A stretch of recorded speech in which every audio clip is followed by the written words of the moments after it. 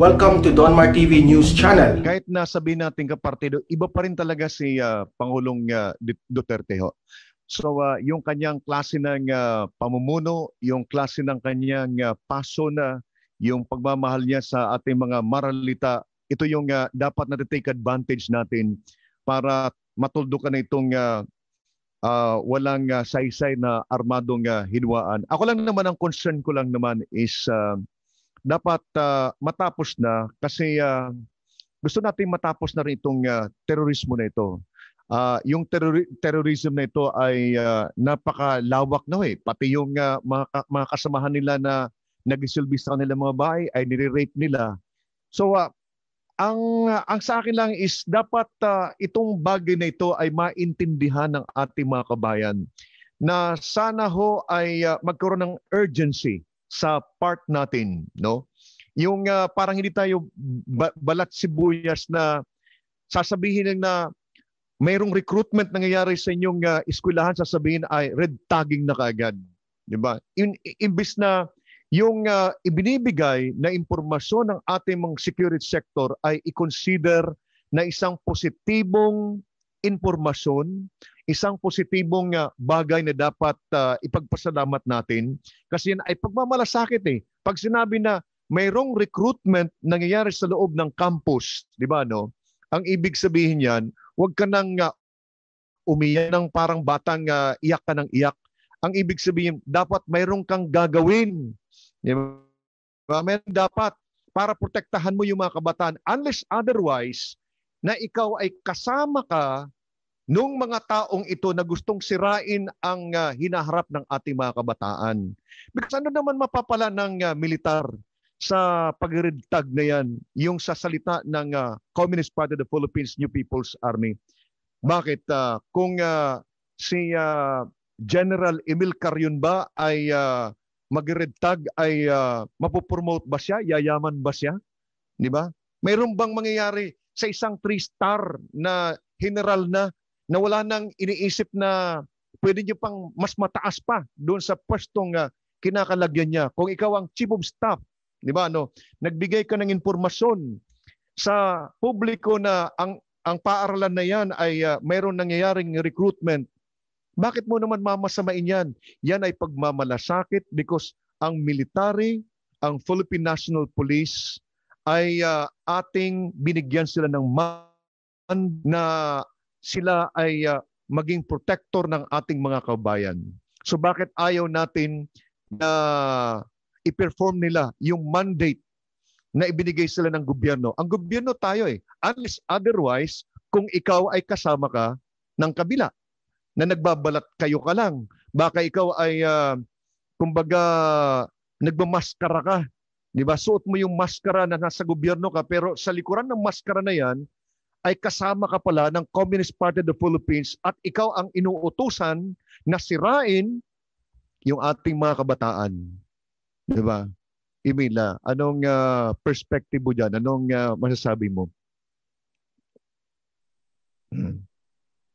Well, ang napansin ko pong nangyari talagang maganda at malalim. Kumbaga talagang mahigpit ang kanilang pagkaka-brainwash sa mga iba't ibang sektor na napasukan na nila, na na-infiltrate na nila sa simbahan, sa media, maging sa gobyerno nga Ang nakakatakot, baka pati sa mga sandatahang lakas natin o sa mga pulis natin ay nakapasok sila. Kasi yung kanilang paunang salita napakaganda O yung bang sabi nilang mulat o woke, kung minsan itong dahilan na rin na to ang nagiging parang trap o patibong na kung saan ang iba nilang ideolohiya ay naipapasok nila, Colonel. Tama yun, oo. Yung sinabi na sa military, di ba? Marami na nagsabi niyan na Emil, napakarami ng mga senior officers natin na maging ang kasundaluhan natin, kapulisan, ay maaaring isa na rin sa mga tinatarget. So baka ang problema dyan, baka Emil ka rin na niregtag mo ang armed forces na naman at saka ang PNP. Di ba, no? So, di ba ganun ang nangyayari ngayon eh. Once na sinabi mo na possible na once na sinabi mo na mayroon nangyayaring recruitment, ang iyak kaagad yung sigaw nila, red tagging. Tayo naman ay nagpapadala ho tayo.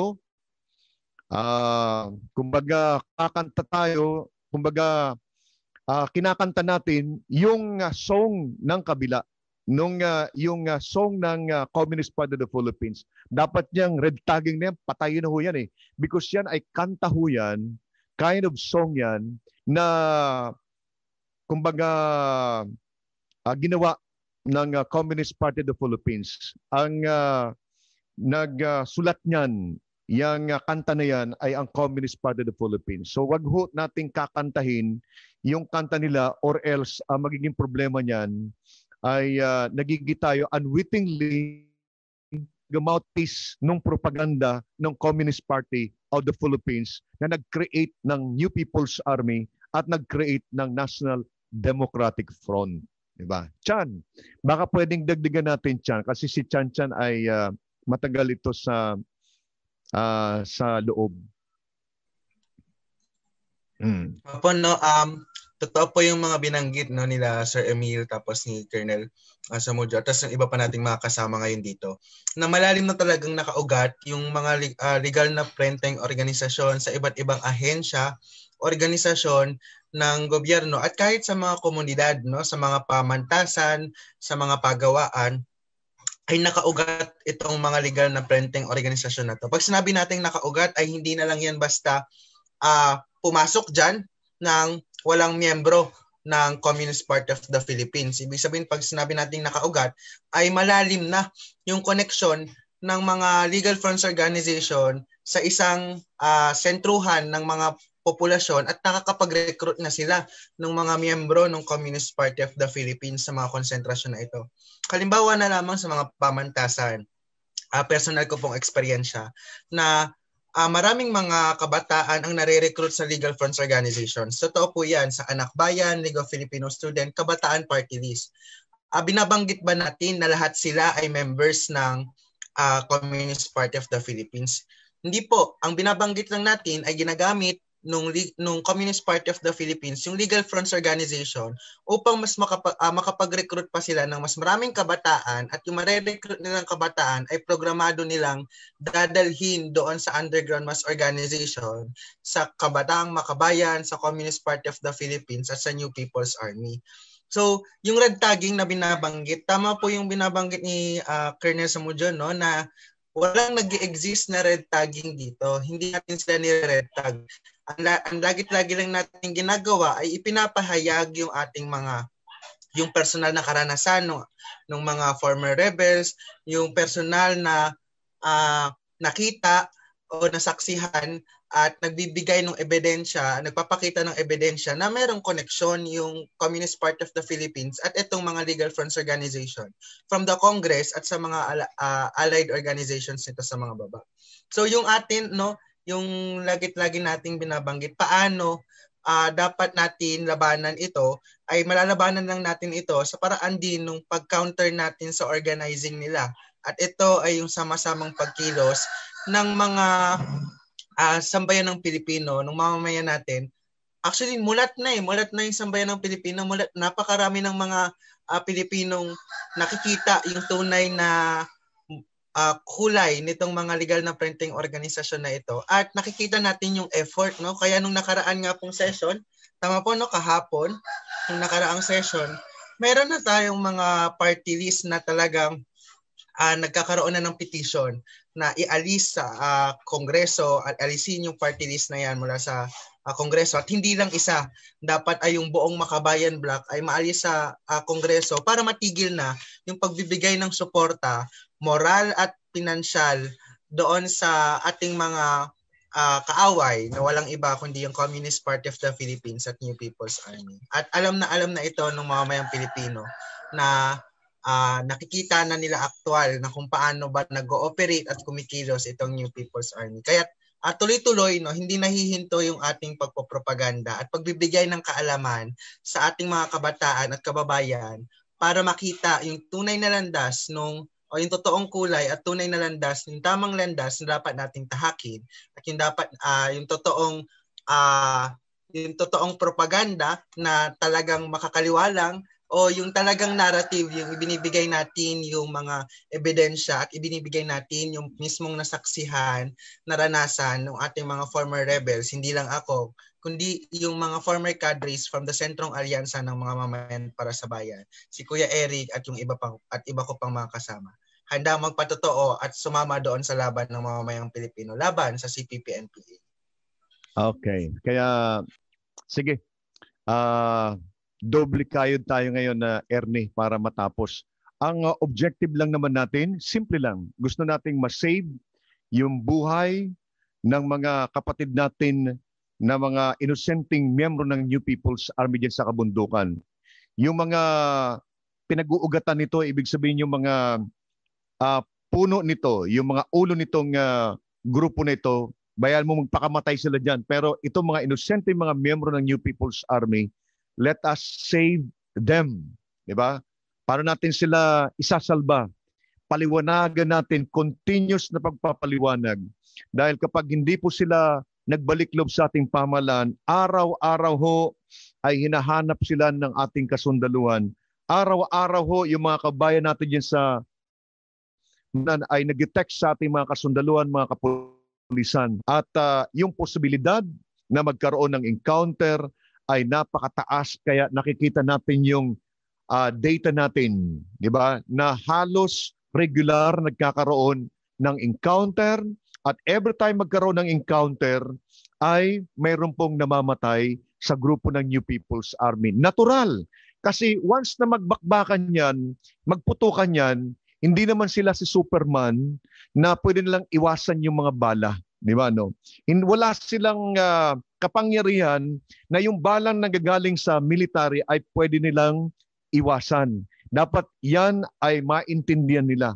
Kaya every time na magkaroon ng encounter, napakalaki ang posibilidad na sila ay tamaan. And once na sila ay tamaan, dalawa ang pwedeng mangyari.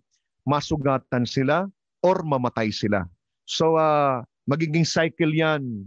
Araw-araw.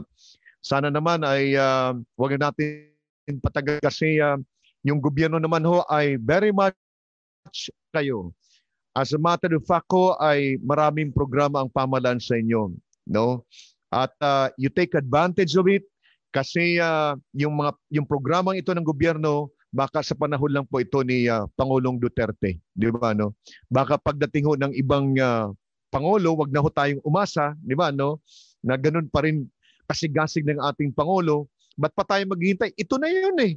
Di ba? Ito na yung panahon na ito. Nandiyan na yung Pangulo natin na yung problema ng mga malilit nating mga kabayan ay kanyang binibigyan ng solusyon. Di ba? Education, tertiary. Libre na ang tertiary natin.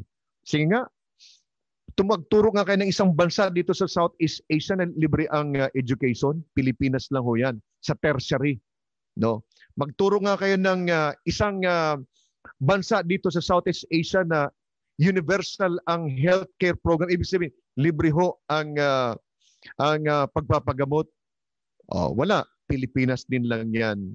Di ba? Magturo nga kayo ng ano? Magturo nga kayo ng isang komunistang bansa na umunlad ang sambayanan nila. Pag meron kayo naituro, believe na ako sa inyo. Wala din. Wala diba? din. Okay, Emil, bakit niyo pinagpipilitan yung isang ideolohiya ganun? Bakit kaya? Ano meron? Pakipaliwanag lang nila sa akin. Tama yan. Diba? Yes, for peace tayo. For peace. Di ba, no? Sigaw natin yan. Para kasama lahat ang buong sambayanan. Oo. Di ba? Ako pinag-text sa'yo, may text ko sa Emil. Oo. Tama yan, brother Ernie. Kaya ako, yes, for peace ako. Emil, ano gusto mo? Gawin yun in this year. Nagtanong siya, magturo nga kayo ng bansa na sabi niya na komunistang naging maunlad. Di ba? Ang sagot, wala din. Di ba, no?